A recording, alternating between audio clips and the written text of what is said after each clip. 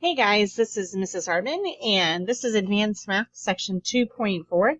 There is not a Section 2.3. We're skipping over that, and we're just going to straight to 2.4. We have been working and solving systems of equations. We did the graphing method, we did the substitution method, and today we're going to take a look at the elimination method. But first, let's do a quick review. Simplify each algebraic expression. Try this on your own, pause the video, and then come back and check your work. Hopefully you got 3x and negative 8x simplifies to negative 5x. We were able to combine these like terms. What about negative 4y, 7x, and 2y? Well, when you combine like terms, you get 7x minus 2y. All right, try simplifying each of these algebraic expressions. Remember that when we have things in parentheses, that the sign distributes. This is like a positive 1 here, and this is a negative 1. Now, when we're distributing a positive 1, nothing changes. But down here, when we multiply everything by negative 1, that's going to change our signs. And when we simplify that, we get 3x plus 11y at the top and 7x minus 3y at the bottom. Okay, if this one tripped you up a little bit, 5x plus 4y stays the same. And this becomes positive 2x. And negative 7y once we distribute that negative 1. When we combine our like terms, that's how we get the 7x and negative 3y. Okay, let's take a look at this system of equations and go ahead and solve by substitution. Hopefully remember that what you need to do is solve one of the equations for one variable, plug that into the second equation, and simplify to solve for the other variable. When you do that, you get 36 over 13 and 2 over 13. This is a review, so I'm not going to go through all the steps, but if you have questions about that or want to try that on your own and have me check your work, make sure you do that. Our lesson objective for today is this. You, the student, will use the elimination method to solve systems of equations. In the elimination method, by adding or subtracting the equations or multiples of the equations, you can eliminate one of the variables. Solving the resulting equation produces the value of the remaining variable. Let's take a look at what this looks like. 4x negative 2y equals 13, and 8x plus 2y equals 23. Well, by looking at this, we see that if we were to combine these two terms, they would cancel each other out. Negative 2y plus 2y equals 0. And that's what the elimination method allows us to do. It allows us to add or subtract whole equations here to eliminate a variable. So we're going to add this equation. 4x plus 8x will give us 12x. Negative 2y plus 2y will cancel each other out. And then 13 plus 23 will add together on the other side of that equal sign. And when we do that, we get 12x equals 36. We'll then solve for x, divide both sides by 12, and find that x equals 3. Once we know x equals 3, we can plug that back into either one of the equations. It doesn't matter. Either this one or this one, it will work for both. In this case, we're going to plug it into the second one and solve for y. And when we've done that, we'll find out that y equals negative 1/2. We can check our answers by plugging both of those, x and y, into one of the equations and making sure we get a true statement. If the coefficients of like terms are the same, the variable can be eliminated by subtracting one equation from the other. We added in the first one, now let's do some subtraction. So let's take a look at this example here. We can see that these coefficients are the same, positive 3 and positive 3. So we're going to subtract this whole thing. And just like before, that negative sign on the outside here is going to distribute. We're going to subtract everything here. So we get 3x minus 3x, they cancel. 2y minus 5y gives us negative 3y, and 8 minus 14 is negative 6. We'll divide both sides by negative 3 and find out that y equals 2. And in order to solve for x, we're going to plug that 2 right back into one of the equations. It doesn't matter which one. And when we do that, we find that x equals 4 over 3, or 4/3.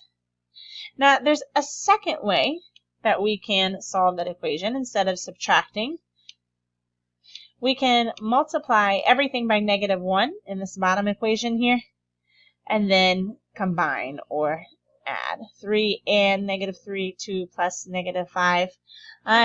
It's the same thing, really, just written two different ways. So whichever way you prefer to write that to help you remember to subtract, to eliminate one of the variables, whether it's the first way or the second way, you write whatever works best for you. We are still going to get the exact same answers, y equals 2 and x equals 4/3. Now, sometimes our equations don't have terms with similar or like coefficients, and so we have to use the multiplication property of equality on one or both equations in such a way that the coefficients of one of the variables have the same absolute value. The multiplication property of equality says that whatever I multiply one side of the equation by, I have to do to the other side to keep it balanced. Here's what that looks like in practice. If you take a look at our x and our y terms, you can see that they're not the same. Here I have a 2 and a 4. Here I have a 3 and a 9. And I have two different ways that I can solve this. I know that if I multiply 2 by 2, then that's going to give me a 4, and then I'll have like coefficients. Or if I multiply 3 by 3, that will give me a 9, and then I'll have like coefficients here. So we could do it either way. We're actually going to multiply the 2 here. And instead of a positive 2, I'm going to multiply by -2. So that will produce a -4. My goal is, remember, to eliminate one of our variables. And by creating a -4 here, 4 and -4, that will eliminate my x. Now, I can't just multiply only this one term by -2. I've got to distribute, because of our property of equality here, that -2 to everything. And when I have done that, I get -4x minus 6y equals -10 at the top, and 4x minus 9y equals -10 at the bottom. At that point, I can add the equations, and I get -15y equals -20. Solving for y, I get 4/3. -20 divided by -15 is 4/3. If I plug that y back into one of my original equations, I'll find out that x is equal to 1/2.